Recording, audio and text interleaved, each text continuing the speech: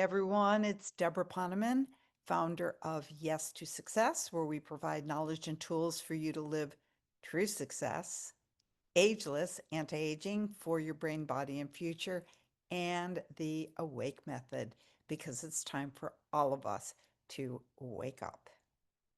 And today I am coming to you live from your favorite summer vacation spot, hot and humid, but filled with light and love, Fairfield, Iowa. But I want to go to the Wayback Machine for a moment because 3 years ago at this time, I was interviewing people for an event called Rocking Life at Any Age. My partner in this, Natalie Matyshenko, and I interviewed fabulous people. We interviewed Neil Donald Walsh and Marianne Williamson, Dr. John Gray, Mary Morrissey, Lisa Nichols, of course, my besties, Janet Atwood, Marcy Shimoff, the wonderful Dr. Sue Morter, and lots of other great people. But the interview I want to talk about today is the one we did with Dr. Laura Berman. Dr. Laura is considered to be one of the top experts in the world on love, sex, and relationships.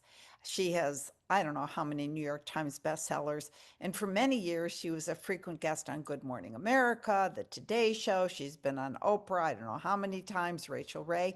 Actually, she had her own show on the OWN network forever, so you get the picture. She is absolutely brilliant in her advice on having a loving primary relationship and sustaining it. I mean, just brilliant. And that's why she's so beloved. But our interview with her was not about love or sex or having great relationships. No, our interview was about what had happened to her almost exactly a year before Natalie and I interviewed her. And what happened was she was going about her life with her fabulous husband and her three teenage sons when the unthinkable occurred. Her youngest son, Sammy, was up in his room studying. He was a sophomore in high school, and those were the days that because of COVID, you did high school at home. And his dad had brought him a burger for lunch, and afterwards, Sammy went out. He would take a walk every day, just to get some fresh air. And a few hours later, Laura went up to see if he needed anything, and he was lying on the floor and he was gone. Now, Sammy was a kind and wonderful, kind of an innocent kid. One of those kids who never did any drugs except a little bit of experimentation with marijuana. But a pusher on Snapchat who preys on these types of kids sold him some of what Sammy thought was Vicodin, and he met the dealer on his walk around the block, and he took it online to impress a girl. And it turned out that it was laced with fentanyl and it killed him instantly. I knew the whole story kind of up close because we have a mutual BFF, so we were kind of best friends in law. But it was so powerful when Natalie and I interviewed her to hear her thoughts a year later. And you know how we say that eventually we will see the gift in everything, but then our next thought is, how can you ever see the gift in losing a child? But she shared how she now sees innumerable gifts, even in an unimaginable tragedy. And not only is she moving on, although she'll always love her son and, of course, wish it didn't have to happen the way it did, she said she is not only surviving, but thriving more than before in many ways. So today, I wanted to share with you some of what she said in that powerful interview. The first thing I thought you would appreciate that she said is that when something happens to you, like the death of a loved one, you really need to allow yourself time to feel the pain, or it's going to get stuck in your body. She said that when her mother died of breast cancer, she was so busy with her kids and her career that she didn't have time to grieve.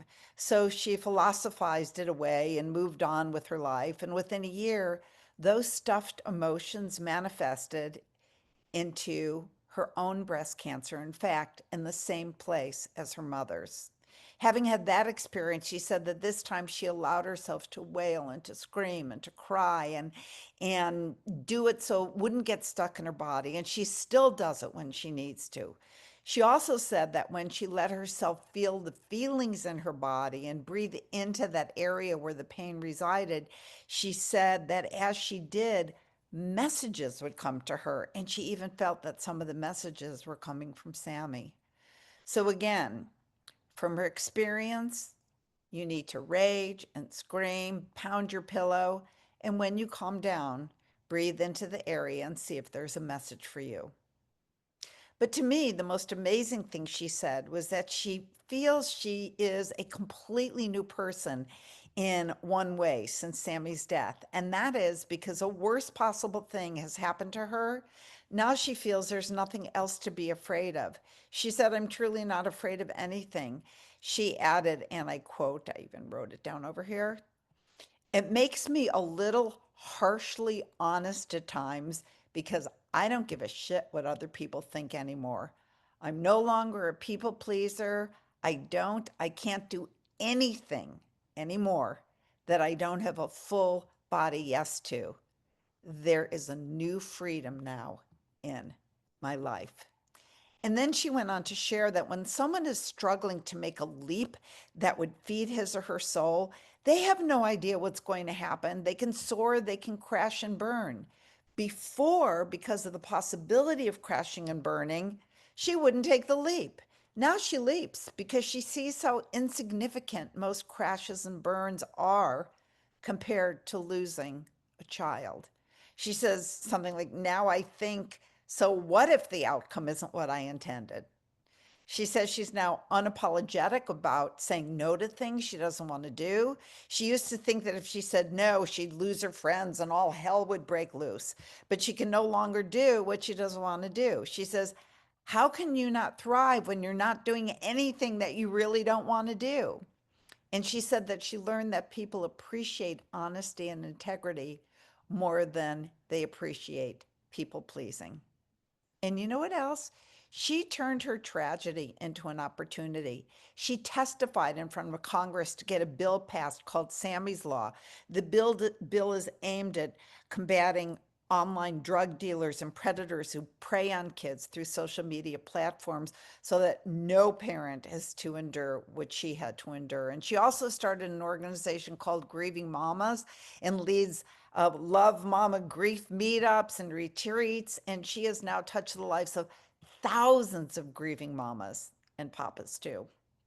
So I think you get the picture. And I just want to go back to her message. So the bottom line is stop being afraid, start being honest in your words and your actions. And if you don't give a shit what other people think, stop being a people pleaser and don't do anything that you don't have a full body yes to, and take the leap and do the thing that feeds your soul, even if there's absolutely no guarantee of the outcome. And be unapologetic about saying no because you won't lose friends, but you will gain respect. So thank you, Dr. Laura, for all of your absolutely it's just some of the most profound wisdom that I have heard in a long, long time. And two other things. The interview that Natalie and I happened to do right after Dr. Laura was with Sister Jenna of the Brahma Kumari spiritual movement. You probably have heard of her. She's also the founder of the Meditation Museum in Washington, D.C., and she hosts America Meditating Radio, or the America Meditating Radio show. And Natalie and I asked her a question that I think everyone here thinks about, and that is, what if you're doing everything right and still things go wrong? And I'm going to share her answer with you, and it will rock your world. She said, and I'm quoting again, she said, you know, 2.5 years ago, I had a health situation, and it was a serious one. And I didn't even tell anyone in the Brahmakumari family because I knew if I told them, they would just lose it. And sure enough, when I had to get to the final moment of really going into the process of this health situation, I was sitting in meditation and I said, I don't understand why this would happen to me. I eat well. I'm a good person. I'm doing good work in the world. Is this some old karma from the past being burned? And the message I got was, Sometimes sacrifices need to be made. I need your soul to be of service in this particular way at this particular time. You need to do this as a service, and you will see why. One thing you need to model right now is that even if you've been very healthy and very positive, and something happens, don't be upset or get disheartened. There will always be a benefit. So she was sharing also that when something inexplicable happens, one explanation is that it is simply the way that the creator needs to use you right now. And in her case, to model for her community to not get disheartened. And finally, I want to mention one more person who brought me to tears with the way she modeled her response to, again, unimaginable pain. And that is Celine Dion. Some consider her the greatest singer in the world. And why would the creator give her a disease like stiff person syndrome? That a disease that makes her unable to use her vocal cords. And yet she took her months and months of pain and still walked on the world's biggest stage 1 year ago, almost to the date, 1 year and 7 days ago, at the Paris Summer Olympics. And she sang her heart out, and she inspired us all. And she showed us that anything is possible, that it's not what happens to us, but it's what we do with what happens to us. And just like the creator used Dr. Laura and Sister Jenna, she must be using Celine Dion to inspire us to stand taller and know there will always be a gift. And it's your choice. After you rage and cry and scream, then ask, why are you using me in this way? What is the lesson? And how can I use it to inspire and contribute to the lives of others? And then go out and do that. So that's it for today. And don't forget from last week to wake up each morning and before you even get out of bed, say to yourself, I came here only to give. And throughout the day, in the moments where you feel rushed or drained or like you're not getting what you expected, pause for just a second and say, let it take its own time. So have a great week, and I'll see you next Saturday. Bye for now.